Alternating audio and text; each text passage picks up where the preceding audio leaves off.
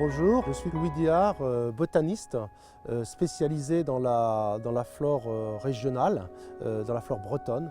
Et donc c'est à ce titre que je participe au conseil scientifique de Florideo pour apporter mes connaissances tant pour les pratiques de culture, pour les recherches de végétaux et pour faire le lien aussi entre le sol et la végétation.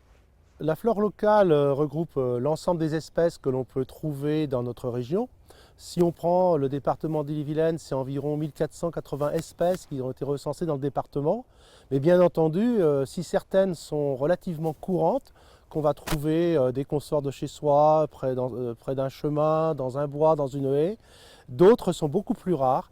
Et celles qui sont plus rares sont souvent aussi les plus menacées. Si on regarde ce qui se passe au niveau des collectivités, le concept même des espaces verts a bien changé, puisqu'autrefois on avait des espaces verts que de type horticole, très fleuris, plus ou moins fleuris d'ailleurs, hein. Mais depuis les années 80-90, sont apparus aussi d'autres types d'espaces verts, des espaces verts plus champêtres, et surtout là, conçus avec des espèces de la flore sauvage et non plus avec des espèces horticoles. Donc il s'est créé un besoin en termes de flore sauvage. La question c'est où trouver ces plantes de la flore locale. Eh bien en France il y a peu de producteurs.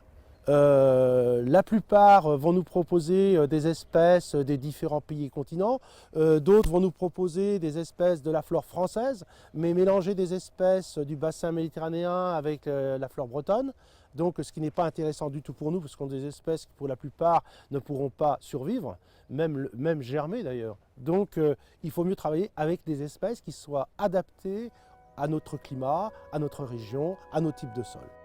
Si on prend l'exemple ici de Florideo, ils ne produisent que des espèces de la flore locale, donc qui répond effectivement aux attentes, aux besoins des collectivités de toute la Bretagne, même du Grand Ouest, pour un certain nombre d'espèces, et parfois au-delà pour des espèces qu'on va trouver un petit peu partout en France. Et donc là, elles seront de toute façon adaptées à la région qui les recevra. Florideo aussi s'est spécialisé en même temps dans la culture de plantes devenues assez rares aujourd'hui dans notre région.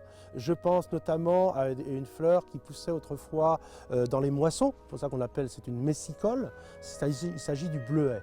Cette belle petite plante qui émergeait parmi les blés avec ses belles fleurs bleues magnifiques a disparu, a fortement régressé en tout cas en raison des herbicides sélectifs qui ont été répandus sur les cultures. Le bleuet, il ne poussait pas dans tous les terrains de culture, il poussait surtout dans les milieux secs hein, où il y avait un peu de pierre, un peu de cailloux. Mais c'était une plante un peu fétiche. Hein. D'ailleurs, c'est sans doute, elle figure parmi les plantes les plus appréciées hein, des gens de la région hein, et d'ailleurs. C'est vraiment une plante très jolie, magnifique, mais qui était annuelle, qui avait besoin de se reproduire chaque année.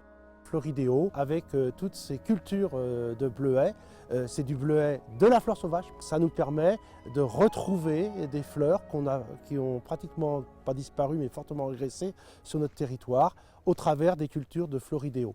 Et eux, ils ont un rôle important à jouer effectivement dans la reconquête aussi de certains espaces où des plantes ont pu disparaître. Les besoins en plantes sauvages au niveau des collectivités et même des particuliers aujourd'hui est de plus en plus fort, de plus en plus important. Et quelle réponse on peut apporter à leur attente? Eh bien, effectivement, il y en a peu. Hein. Il y en a peu en France. À ma connaissance, seul Florideo produit des plantes de la flore locale. Donc je pense que c'est eux ils ont un avenir tout ouvert devant eux. C'est des gens qui sont tout à fait motivés aussi pour pouvoir faire en sorte de répondre aux attentes d'aujourd'hui et celles surtout de demain en matière de plantes sauvages.